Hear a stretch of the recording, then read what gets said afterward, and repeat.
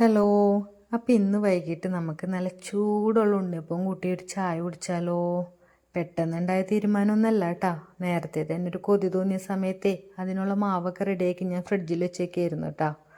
അപ്പോൾ നമുക്കിങ്ങനെ ഇഷ്ടം തോന്നുന്ന സമയത്തൊക്കെ ഇങ്ങനെ ഉണ്ടാക്കി കഴിക്കാമല്ലോ.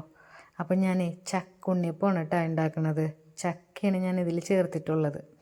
അപ്പോൾ അരിമാവും ചക്കയും ശർക്കരയും ഏലക്കപ്പൊടിയും തേങ്ങാക്കൊത്തും ഒക്കെ കൂടി ചേർത്ത് ഞാൻ നേരത്തെ തന്നെ മാവൊക്കെ റെഡിയാക്കി കുറച്ച് നേരം പുറത്ത് റെസ്റ്റ് ചെയ്യാൻ വെച്ചു. അതിന് ശേഷം എടുത്തിട്ട് ഫ്രിഡ്ജിൽ വെച്ചേക്കായിരുന്നു കേട്ടോ. അപ്പോൾ 4 മണിയാകുമ്പോൾ നമുക്കിങ്ങനെ ചായക്കൊക്കെ കടിയാക്കിയിട്ട് കഴിക്കാമല്ലോ. അപ്പോൾ പിള്ളേർക്കൊക്കെ ഇഷ്ടമാണ് കേട്ടോ. പിള്ളേർക്ക് മാത്രമല്ല വലിയവർക്കും ഉണ്ണിയപ്പം ഭയങ്കര ഇഷ്ടമാണല്ലോ എല്ലാവർക്കും. ചൂട്ടോടാണെങ്കിൽ പ്രത്യേകിച്ചു അല്ലേ. അപ്പോൾ കണ്ടില്ലേ, ഉണ്ണിയപ്പത്തിൻ്റെ സ്മെല്ല് കേട്ടപ്പോഴേക്കും 2 പേരും അടുക്കളയിലുണ്ട് കേട്ടോ. പക്ഷെ അടുക്കളയിൽ നിൽക്കാൻ പറ്റണില്ല, ഭയങ്കര ചൂടാണല്ലോ.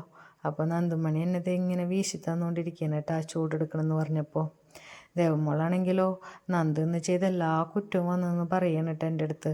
അവൾ പറഞ്ഞതനുസരിച്ചില്ല, അവൻ അങ്ങനെ ചെയ്തു ഇങ്ങനെ ചെയ്തു, അങ്ങനെ ഓരോ കാര്യങ്ങൾ ഇങ്ങനെ എപ്പോഴും ഉണ്ടാവും കേട്ടോ ആൾക്ക് ഇങ്ങനെ പറയാൻ വേണ്ടിയിട്ട്. നന്ദുവിന് ഭയങ്കര കുറുമ്പുണ്ടേ. അപ്പം ഇങ്ങനെ അവളിങ്ങനെ ഓരോന്നൊക്കെ ഇങ്ങനെ പറഞ്ഞുകൊണ്ടിരിക്കുകയാണ്. അപ്പം ഞാൻ പറഞ്ഞ അകത്തിരുന്ന് ചായ കുടിക്കാൻ പറ്റണില്ല, ചൂടല്ലേ, നമുക്ക് പുറത്തിരിക്കാമെന്ന് വെച്ചിട്ട് ഞാനും മക്കളൊക്കെ കൂടി വന്നിട്ട് ഇങ്ങനെ പുറത്തിരുന്ന് ചായ കുടിച്ചുകൊണ്ടിരിക്കുകയാണ് കേട്ടോ. അപ്പോൾ ഇത്രയേ ഉള്ളൂ. Tata bye bye, see U.